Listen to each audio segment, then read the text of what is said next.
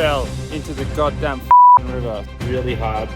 Yeah, 14 hours. I don't know if I can do it. Felt a little bit like I arrived yesterday.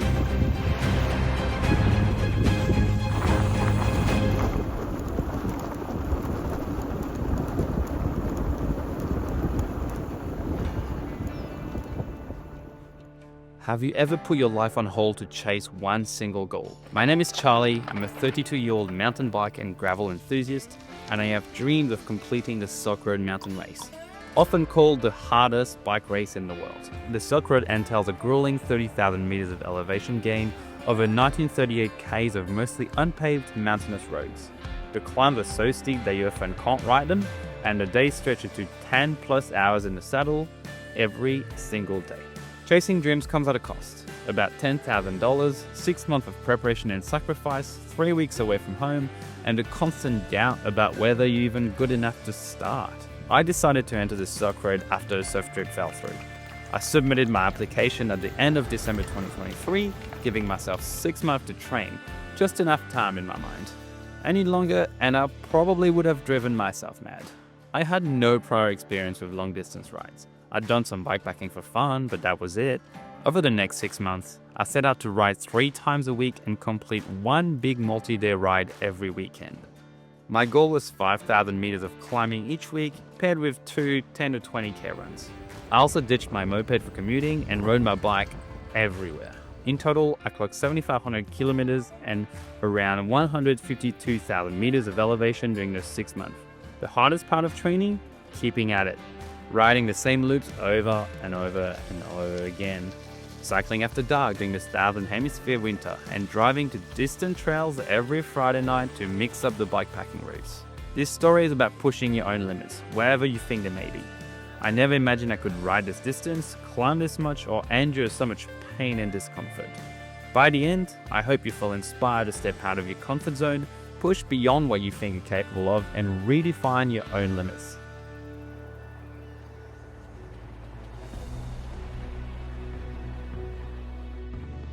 "30,000 meters is about 3.5 times the height of Mount Everest, and 1938 k's?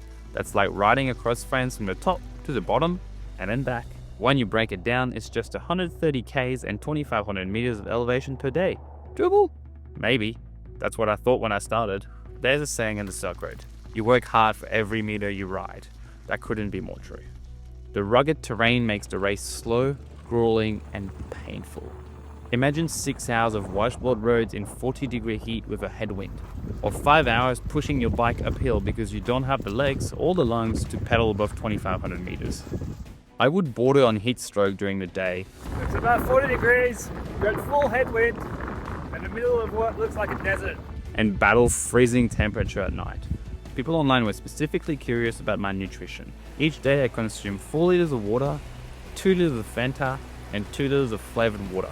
The sugar helped me reduce the need for solid calories, avoiding digestion issues. Meals were improvised. Breakfast was often instant noodle or biscuits. Lunch might be chips, sausage, or bread.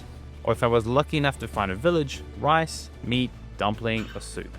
Dinner was usually a dehydrated meal I packed, and Snickers and candy kept me going through the day.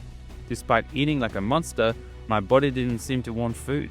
It was too stressed to waste energy on digestion.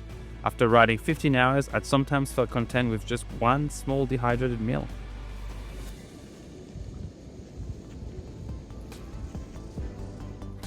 I chose a gravel bike, even though most riders recommend a hardtail mountain bike for this race. I preferred the geometry for long distance and wasn't expecting technical terrain. I was mostly right. On flat sections, the aero bars and gravel setup was far more comfortable, although I often got passed by mountain bikers on steep climbs. I did make a few upgrades: a suspension fork, fatter tires, and a 38T front chainring paired with a mountain bike group set. In hindsight, I should have gone with a 34T chainring. So I've been climbing on the biggest gear and pushing for the better parts of 4 hours now.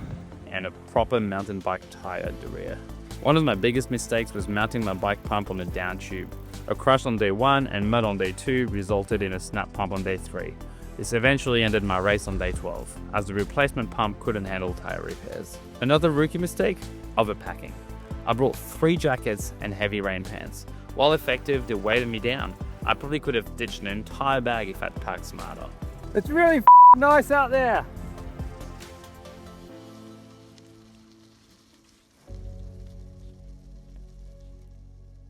The hardest part of the race wasn't physical, it was mental. The train crossed the river and fell into the goddamn river, so I'm like fully soaked. It was really hard yesterday for me, so I decided to stop at 50k today. I just didn't have the force to keep going, and I don't really want to scratch. Guys, I made it. 14 hours of climbing. Yeah. Felt a little bit like I arrived yesterday, even though I still have 500k to go. I really hope today's not as hard because I don't know if I can do it. Your body adjusts to being tired, dirty, and beaten down, but your mind doesn't. Waking up at 4 AM in freezing cold, packing up your damn clothes, and knowing you have 12 hours of riding ahead, those were the toughest moments. For the first few hours each day, I wanted to quit. But eventually, I'd find my rhythm, usually after conquering the first pass or hitting 100Ks. Ultra racing is a roller coaster. The highs are euphoric and the lows are soul crushing. I crashed on a flat section of gravel on day 9. So I had a bit of a spill on the flat section of road. Was trying to kind of like keep on going and stay away from the potholes on the very side of the road. And I just kind of lose focus for a second and just like washed out the front. I'm all good, but yeah, I was pretty angry. I was so angry standing up. I threw my 30-kilo bike into a ditch, secretly hoping I'd break something so I could quit.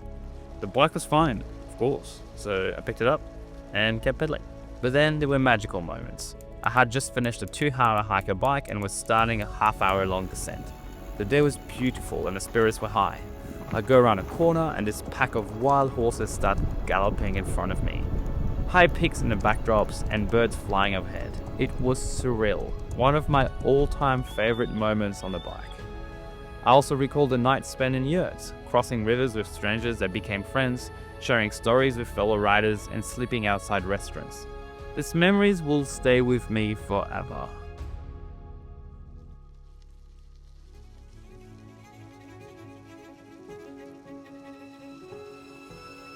Would I do it again? Absolutely not. This was the hardest thing I've ever done. And while I experienced beautiful things, I can't say I enjoyed it. So yes, there was good moments. Yes, it was beautiful and raw and special. And yes, I'll remember it for the rest of my life. That said, there are better ways to spend 2 weeks on a bike.